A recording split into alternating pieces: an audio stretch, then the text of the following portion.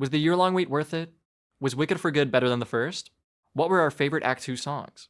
All this and more in this week's episode of We Care a Lot.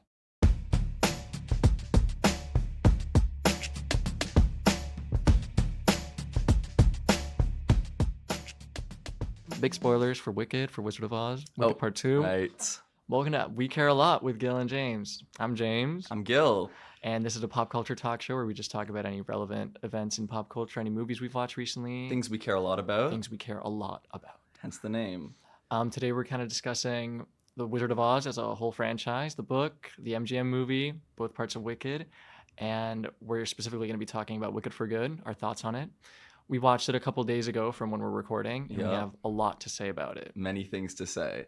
But before then, we'll talk about the original movie a little bit. Let's get into the original, because you also recently read the book, right? I did also read the book. I hadn't read the book before. A long time ago, back when I lived in North Carolina, lore drop, at the public library, I used to find these comics that were for all these Oz books, which I'd never heard about. I'd only seen the original movie. And I was like, who are these characters? What is this weird art style?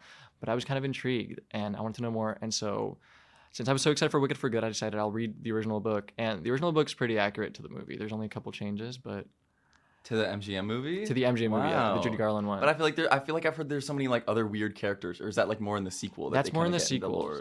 The movie really feels like they're just chopping the story up to be more condensed. Right. There's just more of a focus on the Lion, the Tin Man, the Scarecrow, and Dorothy, and I guess they focus more on the witches. I think they do all the cardinal directions in that one. Yeah, because it's just west and north in the movie? And east. And east, the house, of course. The house that falls on her.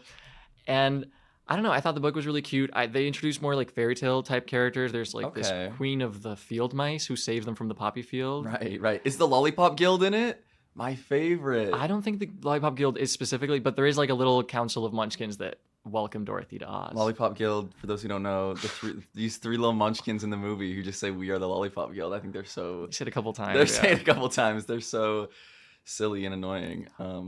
I thought something interesting was when Dorothy lands in Oz, she kind of stays at this rich munchkin's house, and his name is Bach, which I don't think really has a correlation to the character from the Wicked movie. No, but it's definitely where they got the name from. Yeah, and that's I thought awesome. That was really cool. There's also in the book, there's a lot more focus on each of the different areas in Oz is color-coded. So, yeah, Munchkin Land is blue, Emerald City is green, obviously, but they do that thing where it's it's not actually green, it's all gray, but the wizard makes you wear these green glasses so everything looks green. That's cool. What else? Oh, the monkeys are also way more good in the book. They're not as inherently evil. They can be controlled by this crown. Scary in the movie. Very scary in the movie. Yeah, the original movie, I don't even remember when I first watched it. It's always just been something that I've known. Do you feel the same way, or do you remember the first time you watched it? No, I don't think I really have a memory of the first time I've watched it, but it's always... Yeah, I rewatched it last year before I went to go see Wicked, the Part 1 movie. And that was the first time in a while that I'd seen it. I really enjoyed it. I remember I don't know how old I was, but I went for Halloween as the Tin Man one year. No one else was anything. I just said, I want to be the Tin Man. And so I was really good. I had the silver face paint. It was really fun. Did you have the weird hat? Photo. I had the weird little hat. It was a little plastic hat. You don't like the hat? I just think it looks so cheesy. It's one step too far for me. And I know we're talking about the Wizard of Oz.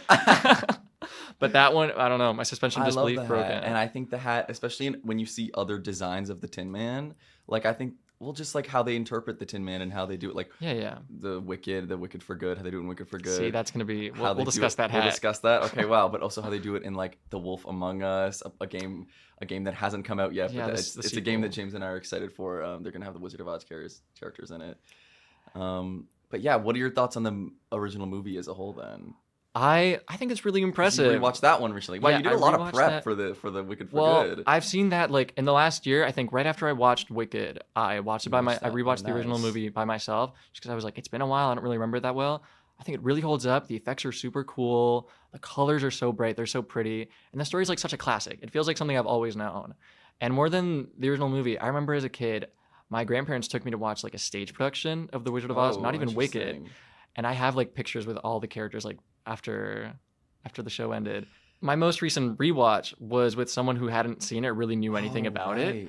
And so when we started the movie, she was like, "Oh, that's right. I forgot this was in black and white." And I didn't correct her. Good. She was like, "I guess all the color things were like from promotional stuff I saw at the time." And I went, "Yeah, absolutely you did." And when it finally opened, like she gasped really loudly. That's awesome. It's such a cool moment. It is. And little fun fact, I think it's called the Kansas switch. The way they filmed that shot is it's all in colored. It's not, Yeah, but they like, yeah. So the Dorothy stand-in is a woman that's like dressed all in like beige sort of colors. She like steps back away like off screen, and then the actual Dorothy Judy Garland steps in with color. It's so cool. Could you imagine any other movie to be like the first movie in color? Like that one, it's like it's so perfect for it to be the first movie. Is it not the first I don't movie think in it's color? the first movie in Hey, color. that's We got to really get those awkward. sources up. Cut Don't that. cut that, Michelle. Don't cut that. No. We're keeping that in. We're learning. Ugh. I'm pretty sure there were I like thought it was the first movie ever in color, and that's why it's so like whoa. I'd have to check that. I'm pretty sure it's like the most famous one to kind of use Technicolor. Like it kind of popularized it because Wow. it does it so well. Like the drab Kansas life versus the Yeah. colorful Oz. I think that's really cool. The book also emphasizes a lot of that, and that's why all like the different areas of Oz are colored. And when she talks about Kansas life, it's like gray and dull. Yeah. So it's really cool. In the book, do they Mhm. do as much of this stuff where like there's the direct character parallels from the Kansas life to the No, Oz stuff? that's a good point. They don't I think do that? the book's themes and like the movies are so different. That's one of the biggest. I think the general structure of like she's meeting all these characters along the way. She goes to the Wizard of Oz. The Wizard of Oz goes, "You got to kill that witch." They kill that witch. They come back. Right. He leaves without them, and then Glinda's like, "You could have just gone home, really," which is very helpful. Thanks, Glinda. In the book, there's no parallels to like the real life characters. In the books, it's only Auntie Em and Uncle Henry, I think is their names.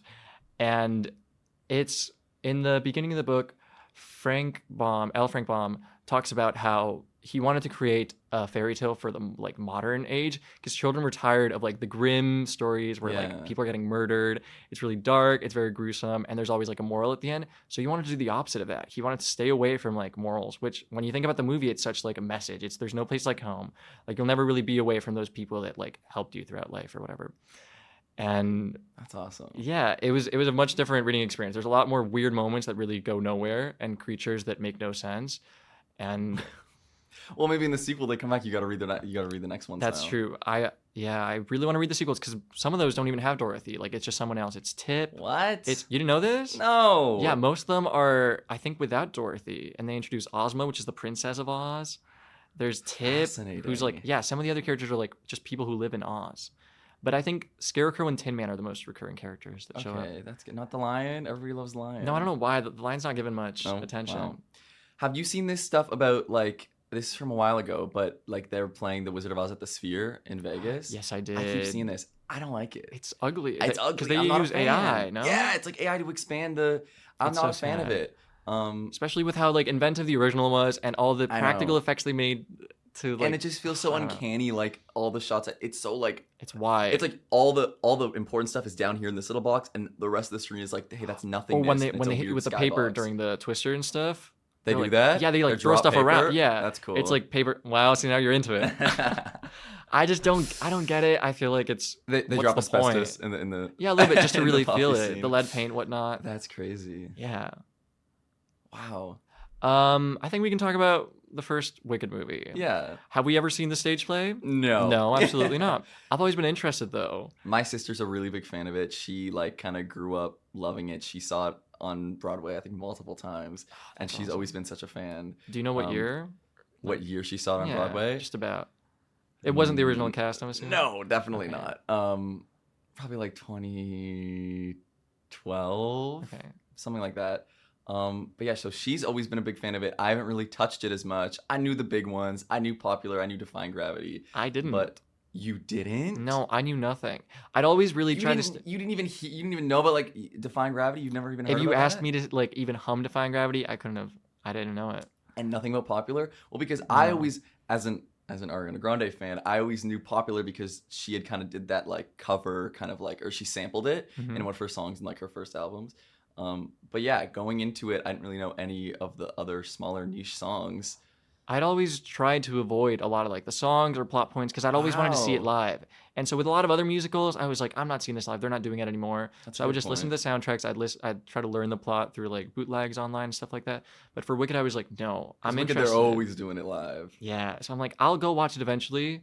And little did I know that eventually would be the movie. That's a good point. And so that was my first real, Wow. yeah, But what did you think about? I mean, I guess I saw the first movie with you. I had seen Yeah. it once before I saw it with you. Seeing it with you was my second watch. The Wicked Part One, of Yeah. course. Did you like it after seeing it? I loved it. I thought it was so cool. I mean, actually, I was kind of ambivalent at first. We did Right. watch it at like Cineplex with the D-Box, the moving seats, which was big. Because the Big. movie starts, the flying monkey comes in, and you're kind of like You're- flying along with Whoa. him. Yeah. Chairs moving side to side. You're kind of swaying. It's really cool. I just remember having like a great time watching it with you. But I remember being a little underwhelmed. I'm like, oh, that's Wicked? I could have been doing a little more. Wow. There were certain stuff that I really liked. I really like just knowing that we're aware of how the story ends. Yeah. But like you like how that's how they started off. With yeah, no one I wants like the that. Wicked and Yeah, she showed it's the puddle. No one wants the puddle. Wicked. Oh, and they go, is she really dead? And they're like, oh, the time on the dragon clock shows that the melting happened at this time. Oh, it's really good. That Yeah. first opening scene, bang, it gets Opening you was in. really good. I was really impressed with Ariana. I thought she did a really good job. Cynthia, I was kind of expecting her to do a great job, so I wasn't as shocked there. I thought the effects were really cool. All the practical sets, all the Yeah. costuming, The world building, world building was really cool. lighting could have been a little more. I know that's Yeah. everyone's kind of big gripe with it, the lighting and the colors. Because once again, if you look at the original, it's so bright. It's the Technicolor movie. Yeah. And it's a little beige. And I know John M. Chu, I think, has gone on record as saying that like he wanted to go more realistic. He wanted this more beige look I guess. because he wanted it to feel more real. But I feel like there's plenty of movies that feel real and are also really colorful. And also, you're making an Oz movie, so you know. Yeah. But that, and also, I remember thinking after I left the theater, I don't really remember any of the songs that much Really? because I think a lot of them, especially in the movie, It didn't stick out to you. they didn't any no they were all kind of in the bottom of the pyramid. I didn't have a standout. I think Defying Gravity or Popular maybe, just because they're so catchy. Especially after watching it, I was really into the original cast recording. Yeah. I tend to prefer most of the songs from there. We'll get into that for Wicked for Good as well. Of course. But I after just think the first movie's so tight. I think it's so like bang, the plot beats are like there, and it's like it's got so much more of a plot that you can follow. And I think the arcs are really good in the first movie, and I think they finish really well in the second movie. We'll talk about that later. I think a lot of the characters and like a lot of the plot beats that don't really They like fall stick flat the for landing. you. A lot of the ones that do fall flat for me, I think I can give a pass because I'm like, well, they're setting stuff up. So even if they don't relate to each other yet, maybe there's something that's going to tie everything up in the second one cohesively. So in the first one, I was like, You I were can kind of giving it excuse. a pass. Yeah, I was like, we kind of just left Bach and Nessa doing their own thing after dancing through life. Like, there's a lot that happens early on, and you're like, that'll Really come good back, point. Yeah, maybe. yeah, maybe. The line also like that happens, and then you're like, that's its own little scene, I guess. But And then like kind of all the animal stuff, you're like, what? Why are they kind of Yeah. taking him away? What were your thoughts on Michelle Yeoh and the Wizard, though? The older part of the cast, if you will. I thought Jeff Goldblum. I was a little on the fence with him. I was like, that's kind of Jeff Goldblum. He's playing himself as he often does. Yeah. But I thought it worked for the most part. Yeah, I thought Michelle Yeoh was kind of atrocious. I don't think she can sing, which is fine. Not everyone's a singer. And I know she went up to John M. Chu about that before signing on to the movie. Did you know about this? Wow, really? Yeah, she told him, hey, you want me in this movie? I can't sing. I'm not really a good singer. And he said, yeah, get in here anyway. Yeah. Crazy. Yeah, it was a I think they should have gone with sacrifice. someone else. I think so, perhaps as well. I just think he's such a big fan of Michelle Yeoh, and he liked her so much. But which I is think, fair. and he wanted her to play this kind of like evil character. But I think she got to do that in Crazy Rich Asians, his other movie, and I think she does that really well in that because she kind of once again plays herself in that. I think here the singing parts are rough, especially when you're I just don't listening to the think she had the soundtrack. chops for it. No, which is fine. I know everyone on set was really nice to her. They were like, no, Michelle, you can do this. And she was very nervous. So I commend her for trying. But she has that Oscar, and I think she's going to be fine with us saying these things about her. Yeah. I think Jeff Goldblum I had a better time with. And I also loved the Idina Menzel and Kristen Chenoweth cameo in One Short Day. Oh, right. I think their part's a little long. It that can came go up, on a I went, little long. oh, this is so amazing. This is so awesome. I wasn't even a huge fan of them before getting into Wicked, but I am a big Frozen fan, and Kristen Chenoweth is Kristen Chenoweth, so Yeah. she's really talented. It was a little fun little throw-in gag. Yeah. It does lengthen that song a lot. A lot. They're like I think kind it of doubles in 60% of length. that song. Yeah. But that song is so great. That song Do is you great. have a favorite song? We're gonna do top three favorite songs from Wicked for Good. But do you have a favorite song from Wicked Part 1? I think it's Defying Gravity. Right. You love that Well, one. or No One Mourns the Wicked. I think both of them hit on that, like, you think, like, it's over. Like, whatever you wanted to do, the two of you together, it's over. And, like, that's not how you're going to be remembered. I think No One Mourns the Wicked is really good after that. Just Oh, Glinda being yeah. alone while everyone just yells at her. Yeah. And that Ariana Grande's, that's her best scene. And it sucks that it's, like, the first one, but she really kicks off that movie really well. She's fantastic in it.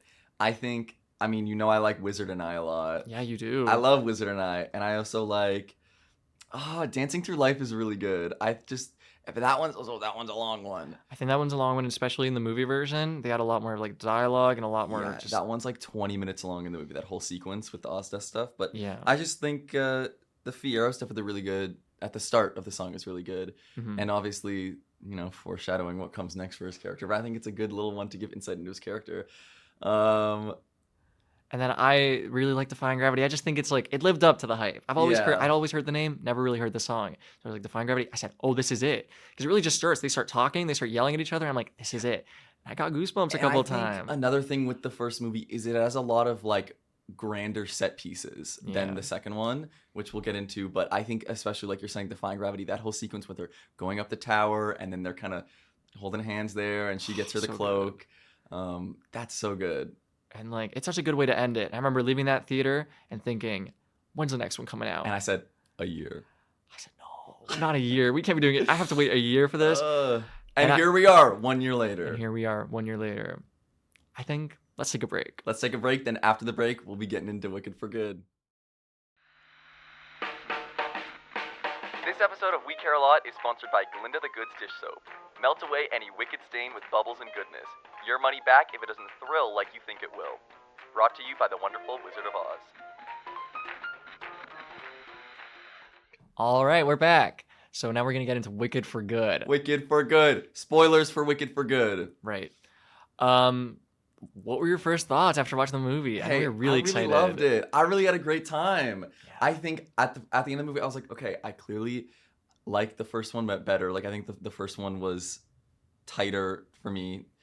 But this one was really fun. It was very much so like we talked about how it suffers from like being a part two, being an act two, having to tie up a lot of loose ends, and it's really just like a collection of scenes, a collection of really good scenes though. Like I don't think there was a single moment where I was like, this is boring, skip. I was invested. Stuff was always kind of happening that I was interested in knowing, whoa, what's gonna happen. Maybe on a second watch I'll be like, I think it's really messy. First of all, I had a great time. I had a lot of fun before the movie, after the movie, just thinking about it.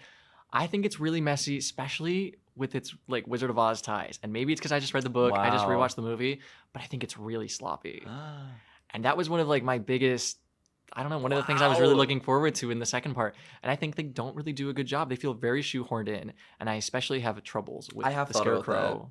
The Scarecrow? I think Fiero's transformation, I can excuse the cowardly line. It's like, okay, he doesn't have as much focus. But he pissed me off. When he starts going, oh no, Alpha, she sucks. She took me over my home. What are you talking about? Yeah. Coleman Domingo and his 3 lines. Yeah, that's true. He does not have a lot. They really hyped him up. They really hyped him up, and he's in it for like 2 seconds. I've done a little research into like what changes were made from the original production. Really? Yeah. So the Lion apparently like, he doesn't have much before the March of the Witch Hunters. What's it called? Yeah, March of the Witch Hunters. Before the March of the Witch Hunters, he doesn't have like that scene in No Place Like Home because that's an original song from the movie. Wow. So it really felt in the musical like, whoa, and he's back. So I guess it's good to see him a little earlier on. He's complaining about her. So when he shows up again, you're like, oh, this guy again. I just think Fiyero, it's like what he, not to nitpick too much, but Dorothy shows up. He hasn't been transformed yet, right? Yeah, he has not. So she's already heading out. It's very fast. And then they take him like, whoa, past where she's at yet. And then they hang him up there. There he transforms. Then Dorothy comes upon him. That part was weird. That one doesn't bother me as much because it's like, whatever, Oz. I have trouble with his motivation. He's going along with this girl to kill the Wicked Witch. Yeah. He wants his big motivation is that he wants a brain. And I know he's getting off that pony. Goes, I need a brain. People always referring back to like there's a line in the movie where it goes like, I'm not afraid of no witch, and everyone's like, oh, he's not afraid of her because he loves her. Yeah, it's very. I agree with that point. That's the one thing that has kind of kept thinking about, and I'm going, it doesn't really like that. All doesn't really tie together, and like, yeah, the Tin Man stuff. And he's like, that one makes more sense. I think that one makes the most sense of all of them. But yeah, I think their desires for like, I want a heart, I want a brain, Fiyero, they do the mindless and brainless thing. They kind of Yeah. drop that again in As Long As You're Mine. Like, maybe I'm brainless, but I don't think his whole thing is, oh, I wish I had a brain. I think from what we've seen, it's his I think Box could where have am I landed the going? best with like he's kind of heartless. He's been sort of roping Nessa along this whole Yeah. time when he doesn't even care for her. But I think it did land the best. Hey, I think he was fantastic. Ethan Slater impressed the hell Ethan out Slater of me. was quite good. He was really good in the Wicked Witch of the East sequence. I love it when like the tin Yeah. wrapping around him and hit like, you know, the tin tray that he just carried in. That's what she's using to kind of like Frankenstein him together. I think it's so cool. I really like his design, and I think he did really well in March of the Witch Hunters. I have issues. I'm such a hater, but I like this movie quite a bit. I had a lot of fun. There were just some moments specifically. I just thought Nessa's character was like all over the place in Witch of the East, and I don't think they set her up to be so like changing her mind every 5 seconds. Completely agree. Because she's really, it feels like she's doing everything in that song, and I've seen some like performances of it on Broadway, and I think it lands a little better there. Lands much Just better 'cause- from the performances I've seen. Yeah. I think Nessa was very much a flop in both movies for me. I'm very sorry. I love Marissa Bode, the actress who plays Yeah. her. I want to make that clear. She's amazing. She's fantastic. She's hilarious on all the press tours that I've seen. Her writing and her direction, I don't know where. And I don't think it landed. No. Because she really thinks she turns real evil real fast after her dad dies. Yeah. She's like, no Munchkins are leaving this place. You're staying with me. That's another thing I was gonna say is like in the movie when the house drops on her, she's known as the Wicked Witch of the East. Oh, thank you, you killed her. Yeah. We don't really see her like. I think they could have done more of like her being a tyrant in Munchkin Land and her being known as like, oh, we hate her. Interesting. It's really on that last moment where she calls herself the Wicked Witch of the East. I actually think Nessa being the Wicked Witch of the East is the most effective like tie into the Wizard of Oz. Her and Yeah. Glinda's like behind the scenes stuff. I think those feel the most like, yeah, this could have happened during the movie. I agree. But like Nessa's transformation into like she's this tyrant because she's selfish. I think that's a good way to tie it into like that's why they see her as the Wicked Witch of the East, and her being a tyrant and having to pass these like anti-animal laws Yeah. because of her relation to her sister. She doesn't want to be seen as the Wicked Witch of the East, which she kind of like becomes eventually. I think she was good. But yeah, it was specifically the Wicked Witch of the East scene. She's doing too much. You're staying with me. You gotta save him. And the you did it. You floating. did it. The floating, I have issues with. I understand that like she's handicapped, so she can't walk, and a lot of the actresses that actually play her on Broadway can, and so they do that like big walking with the shoes. Yeah. I think they could have done something else with it because I don't think the impact of her floating for about 5 seconds has like. And she also Yeah. acts like, oh, look, we're back to the way it was in the Ozdust. When You're was that floating. happening? When were you floating in the Yeah. Ozdust? Yeah. The floating was a little goofy. I did like during that scene though when my feet are burning and the slippers kind of turn red for a minute to kind of nod That to the was ruby cute. slippers. I thought that was cute, and I think there could have been something there with like the magic of the ruby slippers because Yep. that's another thing Yep. they don't really touch on that ties in the Wizard of Oz. Why are the slippers the click no? What's the deal? the What's no the way- lore with the yeah, No slippers? Place Like Home. Leading into. Hey, maybe one of my favorite songs in the movie. Really? I really like. Well, at least my favorite of the 2 original songs. No Do you Place want to Like get Home. into it? We'll get into that after. Okay. I really enjoyed No Place Like Home as a song. I think it was really good for Elphaba's character, and I also expanding on this plot of the animals, which I know doesn't happen as much in the stage play. It's Yeah, people much more complain. prevalent in the movie. She's like a freedom fighter for the animals.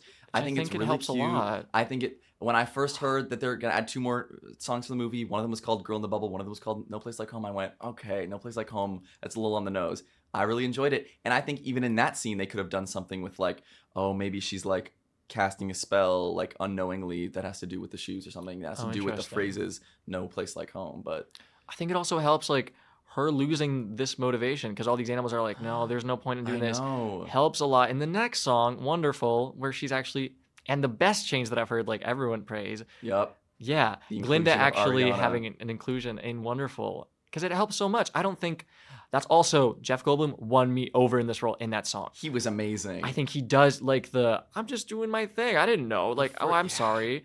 Like, I think he's so much of like a bumbling sort of fool.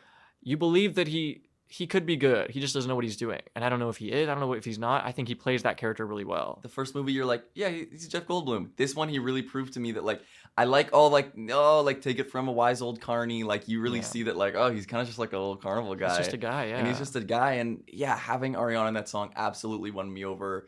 Like, one Elphaba over. one alpha. That's what I'm saying. Like, Yeah. yeah, I couldn't imagine that song in the original I've- not having her. That's I would not want to. I don't want to listen to it. I haven't listened to the original cast recording of that song. I don't want to. That's one of the few ones I skip because I'm like, it doesn't have the same punch because it's just the wizard singing by himself for a while. I don't love care the about him. little unlimited break with Glinda. I think you it don't like slows down that? the pace a lot, but I think it's okay for the moment, and I like that she's the one singing unlimited. Yeah. I think it's a cool parallel. What else do we want to? You want to jump into top 3 songs? Well, I just want to bring up the end. I mean, yeah. Yeah. Gil knew some of the lyrics for Good, and he'd been kind of singing them to me for a while before we watched the movie. And I was like, what is that? What is that? You go, it's wicked. I go, I don't want to hear it. I don't want to hear it yet. No spoilers. And so when they started singing, I went, oh, this is it. This is for good. I'm gonna be changed for good. I teared up. And Ariana sang those first few yeah. lines. I went, oh, it's fantastic. It was really good. They did really well. I think the door scene was really good. Yeah. I have a friend who's like, that's her favorite shot of the whole movie, and she's The like, door? she can't get over the door scene. She loves it so much. I think all of that really worked. And then they hit me with the Elphaba's not dead. Yeah. And I don't care for that. I think it probably doesn't affect your enjoyment as much. No, it's really something that I was like struggling with. I don't know how I feel about it, and I still don't know how I feel about it.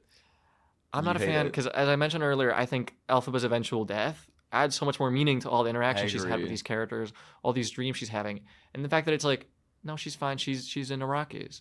She's in Dune. She's chilling. in Dune Part 3. Yeah, with Ryan Reynolds' Scarecrow. That was crazy. That's also one of my biggest complaints. Why does he look like Ryan Reynolds so I'm much? not sure. It really. I think I do like the burlap like kind of skin. It just doesn't look like Jonathan Bailey. It looks, it's not a great design. I think the lion actually looked the best you out of don't the like. three. I love the lion. How he's like an actual lion. You don't like the Tin Man design? I think he's fantastic. I like his little boots. I like something about just like the face being painted sort of like a metal color, and then having the lower jaw as like. And I an think extra March of the Witch. thing. I He's don't so know. good in March of the Witch Hunters. He's quite good. And then we kind of hit a full stop, and we go to one of my least favorite songs in the movie, "Girl in the Bubble." Girl in the Bubble. Yeah, that's peculiar. I'm just not a fan of how I think it could have been done better if it was not. It's not my least favorite song because of the song itself. I just think it's how it's done and where it's placed. I think it's good for her arc. I just think it's weird. It's very like kill the witch. Full stop, pan up to Glinda the balcony, and now we're singing this slow song about her introspection. And we're doing these fake long shots, going through mirrors. I don't understand the meaning behind like the that. Maybe they're trying to mirrors. do like she's finally looking at herself in the mirror. She's finally like getting out of the mirror and facing reality. I don't think it works. I think John M. Chu's directing in general feels a little scattered in this one, more so than the first one. The first one had some really good changes and like some really good scenes and shots and stuff. This one, I feel like he's all over the place a little bit. But I hope they get Oscar noms. I know you don't think John M. Chu deserves one, but I hope Ariana and Cynthia at least Ariana get definitely one. deserves one. Once again, I wasn't as shocked. Oh, Ariana was so much better in this one, I think. I think she had the energy of No One Mourns the Wicked throughout the whole thing. Because do you think No One Mourns the Wicked is still her best scene? Because you said that at the start of the episode, and I went, wow, that's interesting. Because I thought you really liked your performance in all this movie. What was that one scene where I just whispered acting, where she was just staring at the camera? I don't remember. Was that no? You were, and you said it's the Oscar shot. Was it during Couldn't Be Happier? Probably. I think so. There's just a long shot where she's just like, might not even be during a song. I think she's just staring and she's getting sad. She's really good in that. That's She's really good in For Good, where they do the whole like looking Yeah, through it their was eyes. definitely during, thank goodness. Yeah. All those like For Good was she's really good. Yeah. And then lastly, that last shot of the movie that almost got me to tear up. Oh, I love that that's the last shot of the movie. It's really good. I think it's really good. because people act through their eyes. Yeah. Do we want to get into our song rankings? I think it's time for the songs. Okay, so we're gonna go over our like top three from like our third most liked to first. So what was your third favorite song? My third favorite song was For Good. Title track. Wow. I really enjoy. I knew it had to. I couldn't not put it in my top three. Yeah, I knew There it'd was be a up there. lot of songs that I liked, but I was like, I cannot put it in my top three because it's For Good. It's the one that got me singing. It got me singing the whole time before leading up to the movie. I was so excited to hear her sing it, and I think it was so good. It was so emotional. I really loved it, and all the edits on my For You page are really getting to me now. I think it was great. It was like such a good way to end it. It's a more Right? low key sort of song. I think it's a lot slower, but I think it works as like the finale, the Yeah. sad moment. My third favorite, The Wicked Witch of the East. What? I know. What? I know. What are we 'Cause- in? Oh, sorry. I guess because I keep thinking of the cast record, the movie. Yeah, recording. the movie Wait, but recording. it's not even in the Broadway cast recording. It's not in the Broadway cast recording. What are you on I know. about? Well, I'll even take the movie recording because I think it's a really James. listen. I think it's a really good song. I think if it lands, it really lands. I think it does a What? lot Maybe for I haven't Ness's. listened to it enough. I think it does a lot for Nessa's character. I love that we're finally getting the payoff for Dancing Through Life. We're getting the Nessa, I hey do Nessa. like that, and I like how they bring that back. They bring that melody Like, back. I think if you lose that, That's you probably lose my like favorite part of that song. a lot of the setup that I love from part one. And I think it's really good. I think it was the first Wow. transformation, so I think the box stuff is good. Wow. I still don't love how much Nessa's switching it up, but I think in some of like the original cast recordings and seeing the performances of certain characters like standing up for the first time and dragging their feet across the ground like they can't even control their shoes, I think it's really cool. And I think there's a lot of moments that I like. And I like the big reveal where she goes, "It's me, the Wicked Witch of the East." It's stupid. I like it. But do you like the movie one? I'll take it. Because you can't listen to the original one. It's I not know. on the recording. Yeah. So that's one of the You're ones on that YouTube pulling up the bootlegs. No, I listen to the. Well, yeah. For when I have to listen to the originals, I'll pull up some YouTube performances. Wow, But that's a big shock. yeah, I know you weren't expecting that one because you don't care for that song too much. Wasn't expecting that one. Give it another listen. I will. What about second place? What's your Second second place? favorite? This is one that you don't care for as much. Oh God. My second place is As Long As You're Mine. Okay. Yeah. I love it. I think it's amazing. I don't when I say I love it, I don't know if I'm talking about like the Cynthia and Jonathan themselves necessarily, but I love the song itself. I think their performance was okay. I know my sister's a big fan of that song and she was not happy with Wow. how it was portrayed in the movie. Cool. I also don't think I'm that much of a fan of the original Broadway cast recording. I just think the song is great, but I think like a lot of the other performances of like other Elphabas and Fieros Okay. have also been really good. My sister told me about this one couple who was married, who was playing Elphaba and Fiero, and like if you look up like their first time doing it after they got married, like there's passion there. And I think Cynthia and Jonathan's performance didn't have as much passion as like there should have been, because like apparently my sister was telling me in the in the Broadway show, they're like kissing in the middle of that song. There's passion there. We only kind of got like one kiss at the end of it, but they're supposed to be like going at it in the middle of the song. For the first time, she I feels think we needed wicked. it. Yeah, that line. I when I heard that in the theater, I go, "Oh, did they add that for the movie?" Nope. And they didn't. But hey, and now that I know they didn't, I'm fine with it.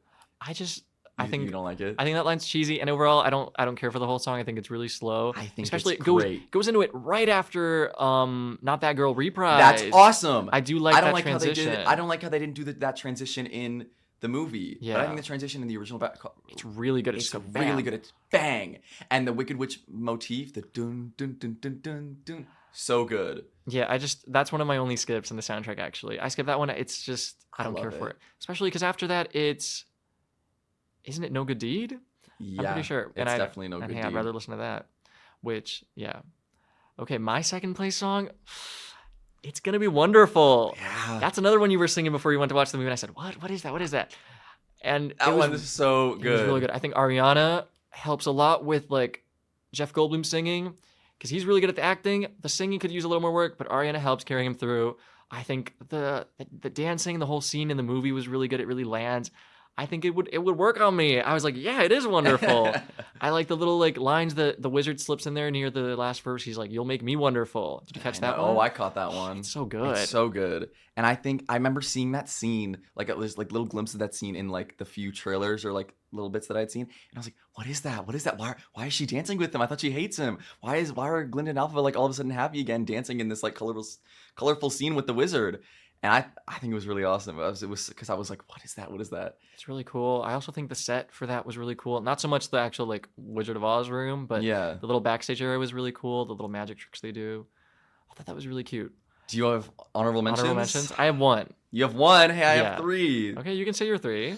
I'll pitch in. Well, my first one, Wonderful, just because it didn't make my top three. fantastic. But yeah, we already talked about why we love that one. No Good Deed. That would have that been one- that almost was my third place. I know. I was between that it's and the Witch of the really East. close because I think that one's really good when she. It's really good. Something I haven't mentioned yet. I think I prefer Idina Menzel in most of the songs. Yeah. Just because Cynthia Erivo, she feels so much like wiser. Like she should know what's going on. It's like, hey, come on. Like you should know better than this. Yeah. Idina captures more of like the wide-eyed sort of compassion. She That's wants to be fair. with the wizard and I. Nope, that's not with the wizard and her. But I just prefer Idina Menzel's version a little bit. Oh, I'm upset about this from the movie version. What? In the original cast recording, it starts with her being like, the scream of fear. Oh "Fiero!" yeah. Because is that Galinda doing that scream? In the movie, yeah. But they don't Yeah. even keep Ariana's like in Yeah, the I know they in the don't. recording. Yeah. I wish they kept that. I know. for- I've seen complaints online about that also. My other honorable mention, we already touched on this song a little bit too, but No Place Like Home. I really liked it. I thought it was a good addition.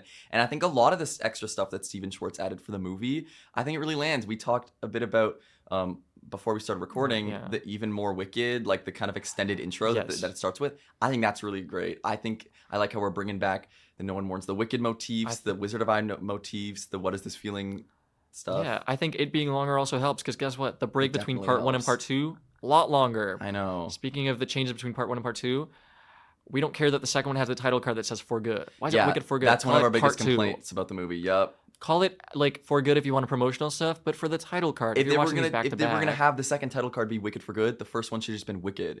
Or it should have just been.